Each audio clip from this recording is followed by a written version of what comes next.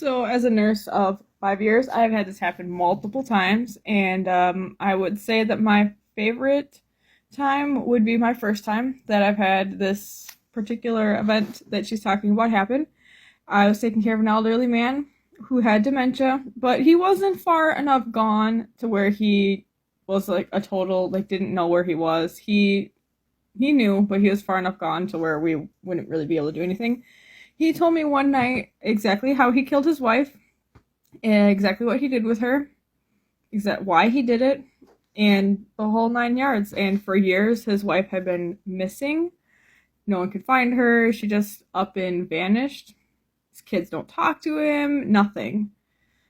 This patient has since passed away now, but it was just the freakiest thing. And he confessed it to me and a couple other nurses before he went kind of completely off the deep end with his dementia. And the one part that kind of sticks with me the most is at the end, he told me, and you can't tell anybody, and nobody's going to do a damn thing about it because I have dementia. And that was about it.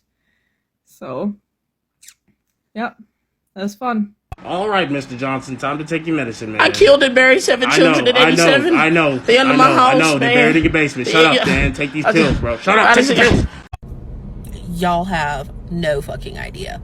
No fucking idea of the crazy shit that medical staff hear when it comes to end-of-life care. I worked med-surg oncology, so people dying of cancer. And this was a million years ago. I quit healthcare. I can't hack it. My soul is too soft and too tender. I can't deal with that level of death and trauma on a day-to-day basis. But just the shit that these people would confess on their deathbeds, like lynchings and like just general day-to-day murders, like, oh, I killed my husband and buried him under the bulkhead, or like, there's CP on my computer at home, will you go and delete it for me so my kids don't see it? And crimes against children and tax fraud. I got tax fraud one time. I'm a CNA. I don't get paid enough for that. No ma'am. I have so many stories to share. So I used to work as an AAN in an aged care facility. So it's more intimate than a nurse. We would do all the personal cares and we would be with the residents for a longer period of times than you would as a nurse. And I can tell you right now, it's not the amount of murderers that you need to be prepared for. It's the amount of pedophiles that come clean right before they die. So I worked as a CNA for 4 years in long-term senior living facilities and nursing homes. And as a CNA, you are the ones that are most hands-on with the people. A lot of them become like family to you and you become family to them because we're all they have a lot of times.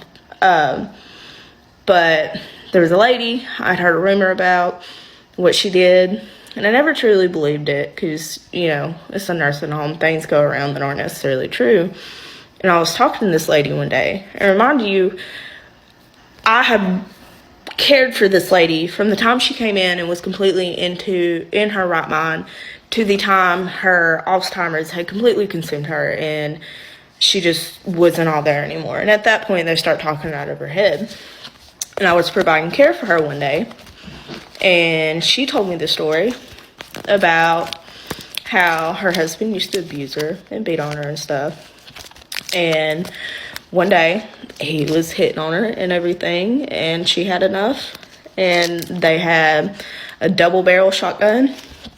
And so she shot him right in the chest, and she killed him because she was tired of being beat on.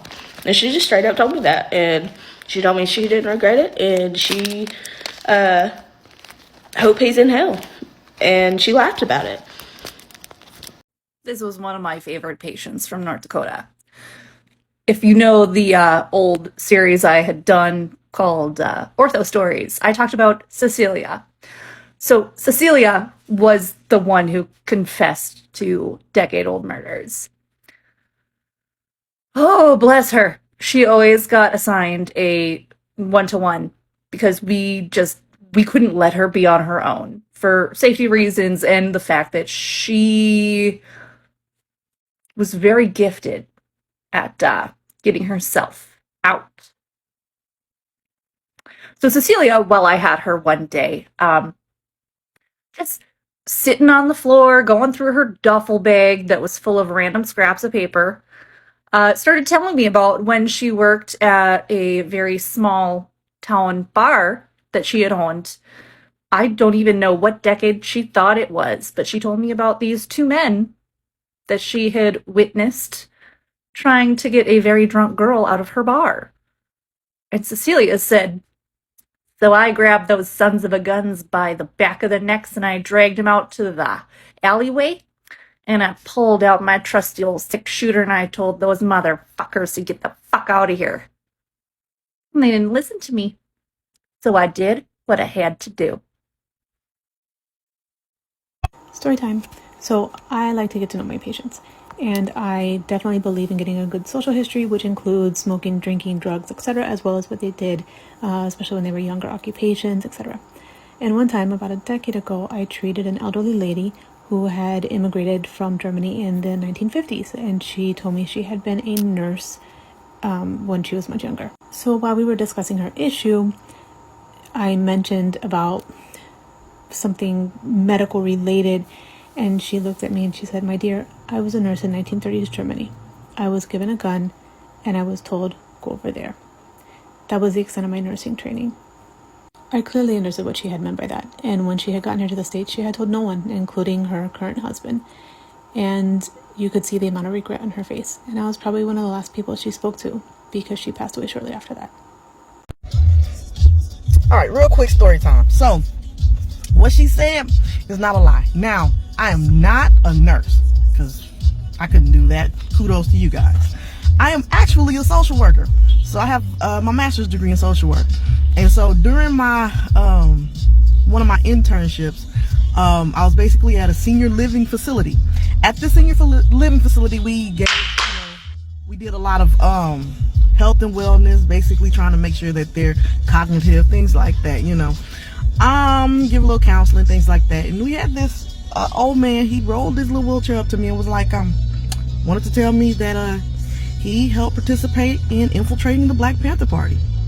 He was also a judge with no law degree. Well, I used to be an x-ray tech, so I'm not a nurse, but I still have some stories. Probably my favorite was the hospital I used to work at had a lot of mentally ill patients.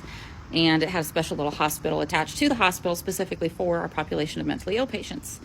And normally when those patients come over, they have a watcher with them. Sometimes they'll have security with them too, depending on how violent said mental illness is making said person at said time.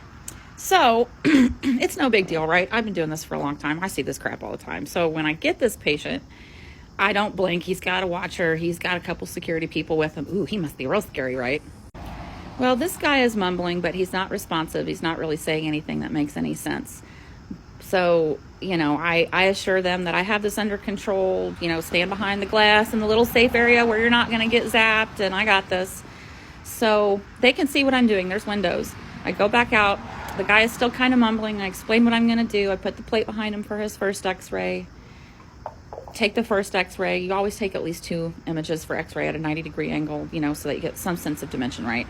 So I go out to adjust the plate for the second x-ray, and the guy stops his mumbling long enough to grab me, at which point I can hear the security officer start to move, and I'm like, it's okay. And I said, what's up, hun? And he stopped mumbling, and he looks me dead in the eye, and he goes, I killed the bass player for a satanic rock band back in 1974, but that's okay, because he deserved to die. Looked away from me, let go of me, and started mumbling his nonsense again.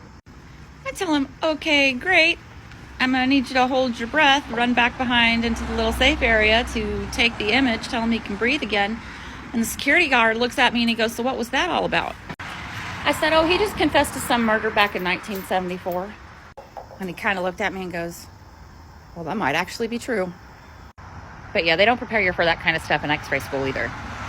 Let me tell y'all something. I've been a nurse almost 9 years, and it's not necessarily that I hear stories. It's just that I know for a fact that a lot of stuff in my family was able to happen because of medical prejudice in the hospital. I've had family members I know that are no longer with us because Well, nobody checking for no missing black person back then. They could just go missing. Yeah. Grandpa cheated on my grandma. Missing.